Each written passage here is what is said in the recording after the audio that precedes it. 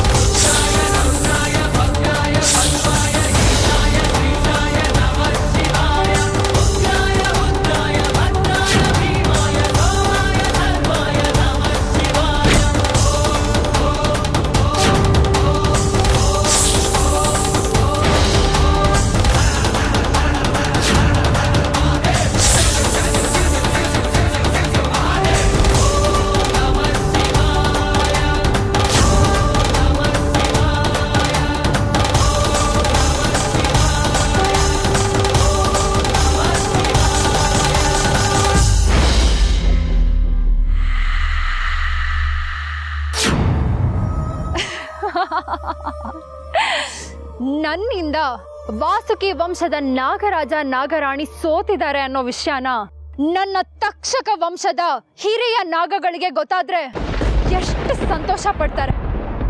ಈಗಾದ್ರೂ ಗೊತ್ತಾಯ್ತಾ ನಿಮ್ಮ ವಂಶದ ಯೋಗ್ಯತೆ ಏನು ಅಂತ?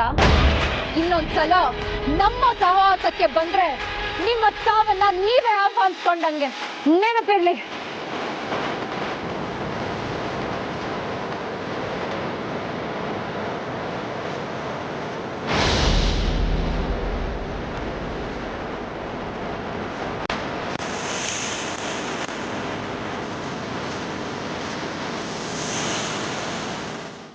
ದುಷ್ಟ ನಾಗಿನಿ ಊರುಗಳನ್ನ ನೀವಿಬ್ರು ಎದುರಿಸೋಕ್ಕಾಗಲ್ಲ ಅಂತ ಹೇಳಿದ್ರು ನನ್ನ ಮಾತು ಕೇಳದೆ ಬಂದ್ಬಿಟ್ರಿ. ಏನ್ ಅಪಾಯ ಆಗಿದೆಯೋ ಏನೋ.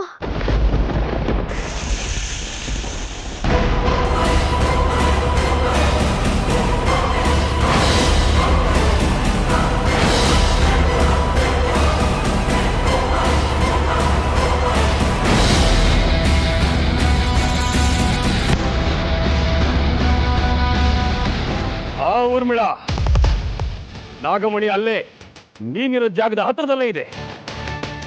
ಪೂರ್ವ ದಿಕ್ಕಿನ ಕಡೆ ಹೋಗು, ಸಿಗುತ್ತೆ, ತಗೊಂಡು ಬಾ. ಸರಿ.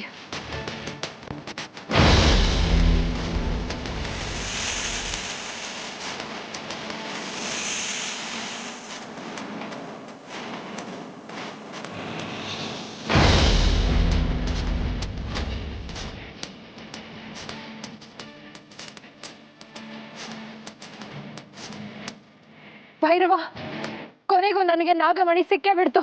ನಾಗಮಣಿ ಸಿಕ್ಕೇ ಬಿಡ್ತು. ಊರ್ಮಿಳ, ಕೂಡಲೇ ಅದನ್ನ ತಗೊಂಬ. ಈಶ್ವರ, ನಾನು ನಿನ್ನ ಸ್ವತ್ತು, ನೀನೇ ನನ್ನನ್ನ ರಕ್ಷಿಸ್ಬೇಕು.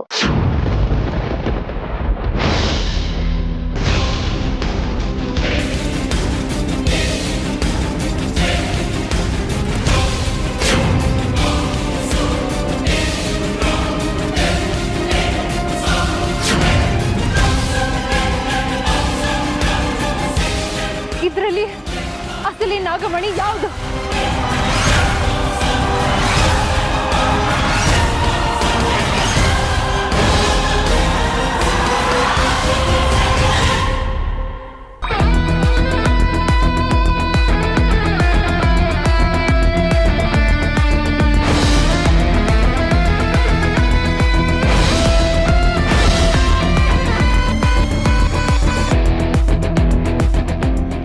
ಹುಡುಕ್ತಾ ಇರೋ, ಆಗ ನನ್ನ ಕೆಲಸನ ನಾನು ಮುಗಿಸ್ಬೋದು. ಬರೀ ಶಕ್ತಿಯಿಂದ ನಾಗಮಣಿನ ಪಡೆಯೋದಕ್ಕಾಗೋದಿಲ್ಲ, ಅದಕ್ಕೆ ತಕ್ಕ ಯೋಗ್ಯತೆನೂ ಬೇಕು ಅಂತ ನಿನಗೆ ಅರ್ಥ ಆಗಬೇಕು. ಆ ನಿನ್ನ ಗುರು ಭೈರವನ್ಗೂ ಅರ್ಥ ಆಗಬೇಕು.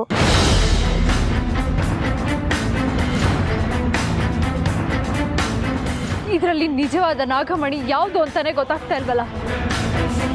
ಭೈರವನ ಹತ್ರ ಸಹಾಯ ಕೇಳಿದ್ರೆ ಈ ಕ್ಷಣ ನನ್ನನ್ನು ಮತ್ತೆ ಕಲ್ಲಾಗಿ ಮಾಡಿ ಕೂರಿಸ್ತಾರೆ. ಇಲ್ಲ, ಎಷ್ಟೇ ಕಷ್ಟ ಆದ್ರೂ ಆ ನಾಗಮಣಿನ ನಾನೇ ಪತ್ತೆ ಮಾಡಿ ಆ ಭೈರವನ ಹತ್ರ ತಗೊಂಡು ಹೋಗ್ಬೇಕು.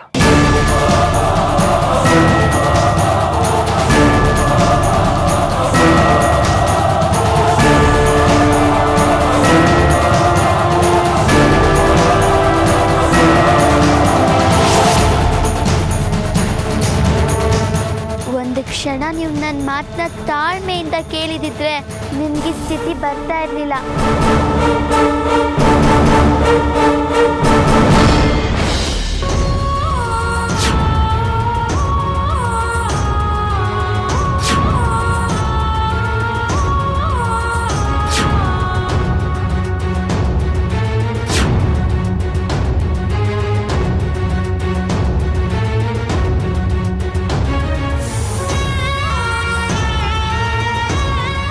ನಾಗಮಣಿ, ನಾವೆಲ್ಲಿದ್ದೀವಿ? ನಮಗೇನಾಯ್ತು? ನಿಮ್ಗೇನಾಯ್ತು ಅನ್ನೋದನ್ನ ನೀವೇ ನೆನಪಿಸ್ಕೊಳ್ಳಿ.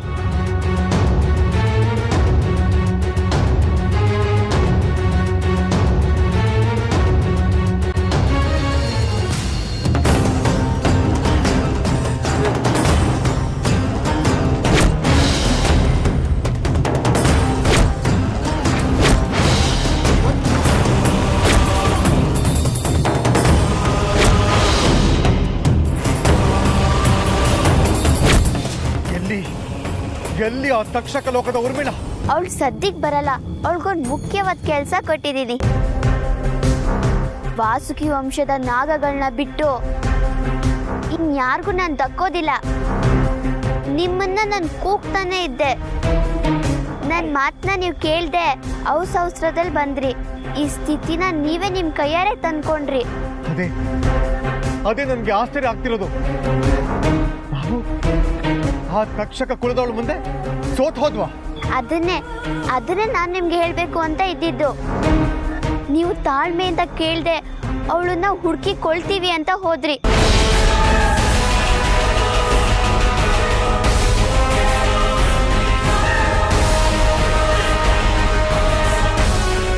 ಶಾಸ್ತ್ರಿಗಳೇ, ನಾವು ಅಂದ್ರೆ ಏನು? ನಮ್ಮ ಶಕ್ತಿ ಸೋಲೋದು ಅಂದ್ರೆ ಏನು? ಯಾಕೆ ನಾವು ಆ ತಕ್ಷಕ ಲೋಕದ ಉರುಮಿಳ ಮುಂದೆ ಸೋಲನ್ನ ಒಪ್ಕೊಂಡ್ವಿ? ಯಾಕೆ ನಾವು ಪ್ರಜ್ಞೆ ತಪ್ಪಿ ಈ ರೀತಿ ಬಿದ್ದಿದ್ವಿ? ಅದಕ್ಕೆ ಬಲವಾದ ಕಾರಣ ಇದೆ ನಾಗರಾಜ. ಬಲವಾದ ಕಾರಣನ? ಶಾಸ್ತ್ರಿಗಳೇ, ಏನದು? ಆ ತಾಂತ್ರಿಕ ಕುತಂತ್ರಿ ಭೈರವ ಬಾಬಾ ಊರ್ಮಿಳಾಗೆ 3 ನಾಗಗಳ ಶಕ್ತಿಯನ್ನ ಧಾರೆ ಎರೆದಿದ್ದಾನೆ. ಅದು ಸಾಮಾನ್ಯ ನಾಗಗಳಲ್ಲ, ರಾಕ್ಷಸ ನಾಗಗಳು. ಅದಕ್ಕೆ ನೀವು ಅವಳ ಮುಂದೆ ಸೋತಿರೋದು. ಈಗ ನಮ್ಮ ಮುಂದೆ ಇರೋ ದಾರಿ ಯಾವುದು ಶಾಸ್ತ್ರಿಗಳೇ? ವಾಸುಕಿ ವಂಶದ 3 ನಾಗಗಳ ಜೊತೆಯಾಗಿ ನಿಂತು ಹೋರಾಟ ಮಾಡಿದರೆ ಮಾತ್ರ ಆ ಊರ್ಮಿಳನ ಸೋಲ್ಸೋಕೆ ಸಾಧ್ಯ.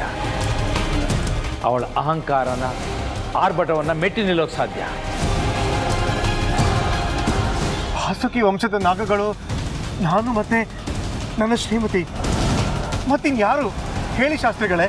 ನಿಮ್ಮ ಮಗಳನ್ನ ನೀವು ಮರ್ತಿದ್ದೀರ ನಾಗರಾಜ? ನೀವು 3 ಕೂಡ ಆ ವಾಸುಕಿ ಕುಲದವರೇ. ನಿಮ್ಮ ಕುಲವೇ ಬಲದಲ್ಲಿ, ಶ್ರೇಷ್ಠತೆಯಲ್ಲಿ ಮೇಲು. ಅದನ್ನ ನೀವು ಅರ್ತಿಲ್ವಾ? ಹಾಗೆ ಆಗ್ಲಿ ಶಾಸ್ತ್ರಿಗಳೇ. ನಾವು ಆದಷ್ಟು ಬೇಗ ನಮ್ಮ ಮಗಳು ಅಮೃತನ ಸಂಸಿ ಈ ವಿಷಯನ ತಿಳಿಸ್ತೀವಿ. ನಾವು 3 ಅವಳ ವಿರುದ್ಧ ಹೋರಾಟ ಮಾಡ್ತೀವಿ. ಅವಳನ್ನ ಮತ್ತು ಆ ಭೈರವನ ಸೋಲಿಸಿ ನಾಗಮಣಿನ ನಮ್ಮ ವಶಕ್ಕೆ ತಗೋತೀವಿ. ನಾವೆಲ್ಲರೂ ನಮ್ಮ ನಾಗಲೋಕನ ಸೇರ್ಕೋತೀವಿ.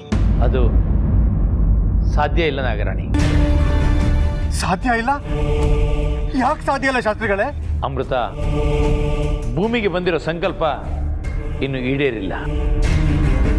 ಅವಳ ಉದ್ದೇಶ ಇನ್ನು ಪೂರ್ಣವಾಗಿಲ್ಲ. ಅಲ್ಲಿವರೆಗೂ ನೀವಲ್ಲ, ಇನ್ಯಾರೇ ಬಯಸಿದ್ರು ಭೂಮಿಯನ್ನ ಅಮೃತ ತೊರೆಯೋದಕ್ಕೆ ಸಾಧ್ಯ ಇಲ್ಲ.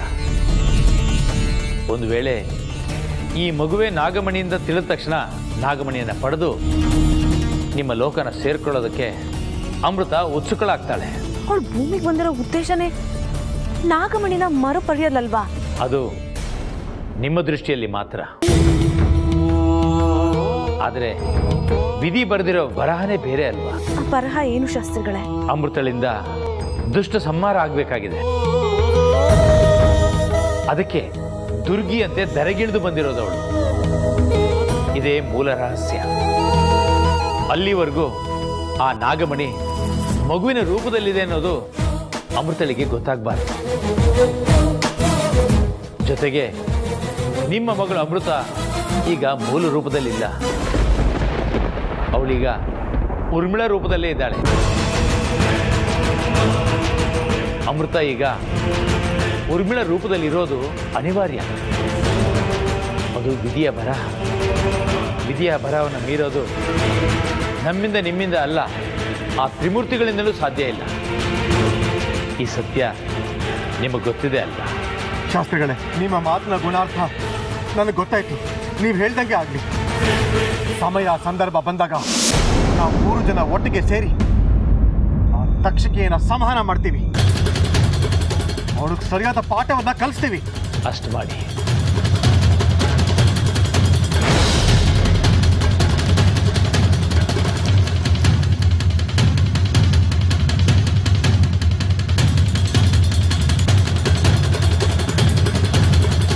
ಇಷ್ಟೊಂದು ನಾಗಮಣಿ ಕಾಣಿಸೋದಕ್ಕೆ ಹೇಗೆ ಸಾಧ್ಯ? ಇದೆಲ್ಲ ಆ ಅಮೃತ ಮಾಡಿರೋ ಭ್ರಮೆ ಇರ್ಬೋದಾ?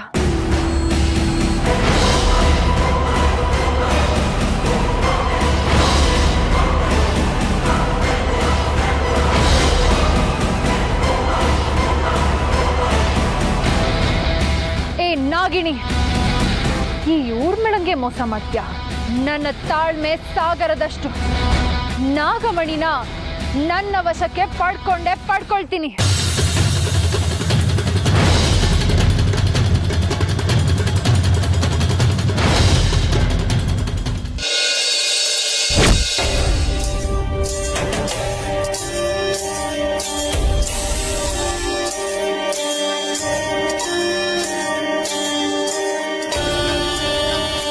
ಇದೇನಿದು? ನನಗೆ ತುಂಬಾ ಹತ್ತಿರವಾದವರು ನನ್ನ ಸಮೀಪದಲ್ಲೇ ಇದ್ದಾರೆ ಅಂತ ಅನ್ನಿಸ್ತಾ ಇದೆಯಲ್ಲ. ನನಗೆ ತುಂಬಾ ಹತ್ತಿರವಾದವರು ಅಂದ್ರೆ ಶಾಸ್ತ್ರಿಗಳು. ಅವರು ಆಶ್ರಮದಲ್ಲೇ ಇದ್ದಾರೆ. ಇವತ್ತು ಹೇಗಾದರೂ ಮಾಡಿ ಅಮೃತನ ಭೇಟಿ ಆಗಲೇಬೇಕು. ಅವಳ ಮನೆ ಎಲ್ಲಿ ಅಂತ ನನಗೆ ಗೊತ್ತು. ಬಾ ಹೋಗೋಣ. ಬನ್ನಿ ನಾಗರಾಜ, ನನಗೂ ಅಮೃತನ ನೋಡಬೇಕು ಅಂತ ಬಹಳ ಅನ್ನಿಸ್ತಾ ಇದೆ. ಇವತ್ತು ನೋಡಲೇಬೇಕು. ನಿನಗೆ ಮಾತ್ರ ಅಲ್ಲಮ್ಮ, ನನಗೂ ಕೂಡ ತುಂಬಾ ಆತಂಕ ಆಗ್ತಾ ಇದೆ. ಬಾ.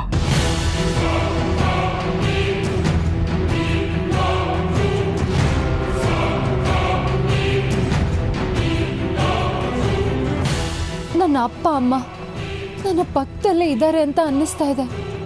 ಯಾಕೆ ಹೀಗೆ ಅನ್ನಿಸ್ತಾ ಇದೆ?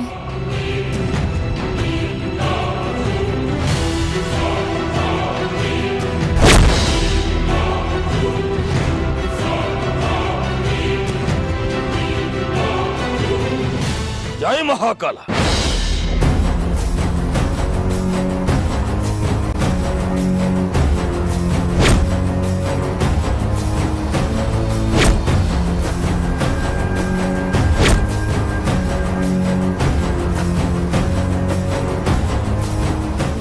ಅಮೃತನ ಭೇಟಿ ಮಾಡೋದಕ್ಕೆ ಅವ್ರ ಅಪ್ಪ ಅಮ್ಮ ಬಂದಿದ್ದಾರೆ. ಏನಾದ್ರೂ ಅಮೃತ ಸಿಕ್ಕಿದ್ರೆ ನನ್ನ ಉಪಾಯಗಳೆಲ್ಲ ತಲೆ ಕೆಳಗಾಗೋಗುತ್ತೆ.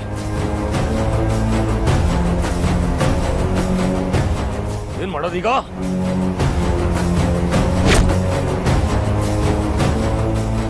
ಇದಕ್ಕಿರೋದು ಒಂದೇ ಒಂದು ದಾರಿ. ಸ್ಮೃತಿನಾಶ ವಿದ್ಯೆನ ಅವಳ ಮೇಲೆ ಪ್ರಯೋಗ ಮಾಡು.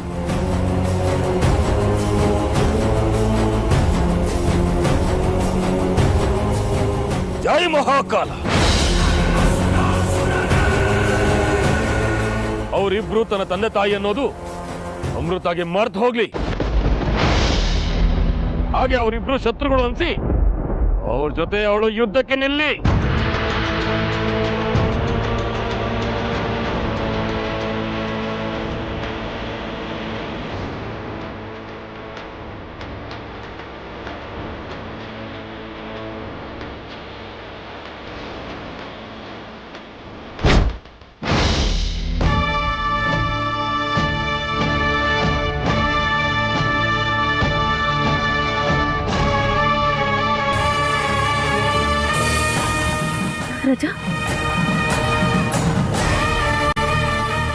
ಅಮೃತ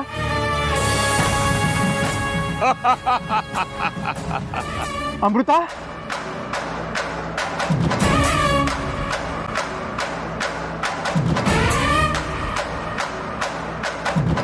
ಅಮೃತ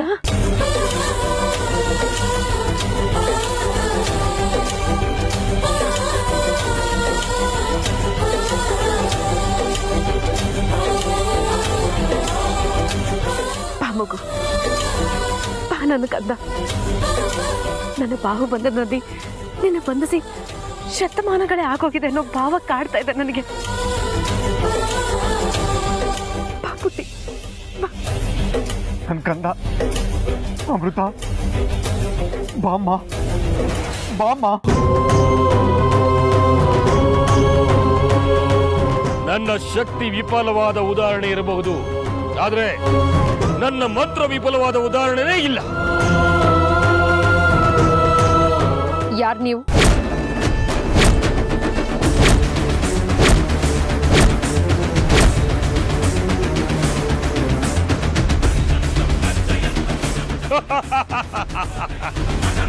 ನಾನಮ್ಮ ನಿನ್ ತಂದೆ.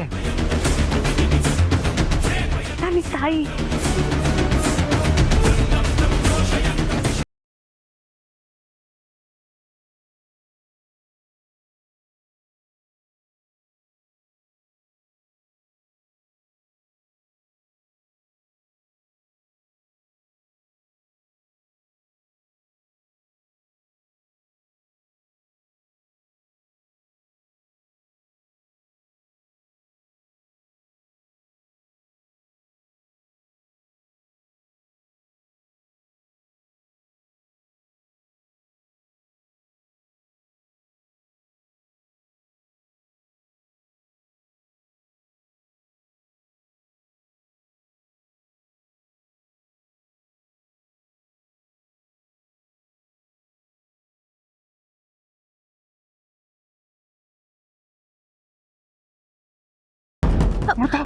ಅಮೃತ ಅಮೃತ ಮಗಳೇ, ನಮ್ಮ ಮಾತನ್ನು ಕೇಳು. ನಾವು ಮೋಸಗಾರರಲ್ಲ, ಇದರಲ್ಲಿ ಯಾವ ಕುತಂತ್ರನೂ ಅಡಗಿಲ್ಲ. ನಂಬು. ಅಮೃತ ನಾನ್ ನಿನ್ ತಂದೆ ಅಮ್ಮ, ಇವಳು ನಿನ್ ತಾಯಮ್ಮ. ಸುಳ್ಳು.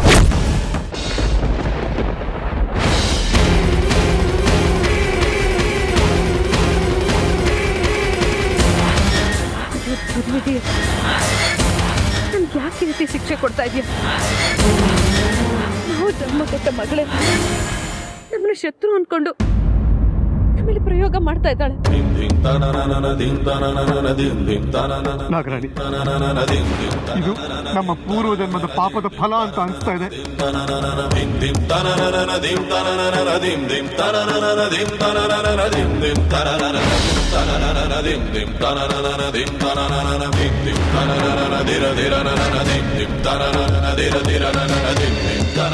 ಅಮೃತ ಅಮೃತ ಅಮೃತ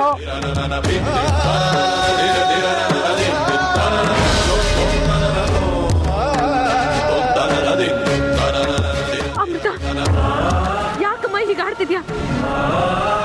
ನಾವು ನಿಮ್ ತಂದೆ ತಾಯಿ. ನನ್ನ ತಂದೆ ತಾಯಿ ರೂಪ ನನಗೆ ತಿಳಿದಿದೆ. ನೀವು ನಿಜಕ್ಕೂ ನನ್ನ ತಂದೆ ತಾಯಿ ಅಲ್ಲ. ನನ್ನ ರೋಷಾಗ್ನಿಗೆ ಬಲಿಯಾಗೋ ಮುನ್ನ ಇಲ್ಲಿಂದ ಹೋಗಿ. ಅಮೃತ, ಯಾವ ಮಂಕ್ ಬೂದಿ ಕೌದಿದೆ ನಿನಗೆ? ಯಾಕೆ ಹೀಗೆ ವರ್ತಿಸ್ತಾ ಇದೀಯಮ್ಮ? ನಮ್ಮ ಮಾತು ನಂಬಮ್ಮ. ನಿಮ್ಮಂತ ಕುತಂತ್ರಿಗಳನ್ನ ನಂಬೋದಲ್ಲ, ನಾಶ ಮಾಡಬೇಕು.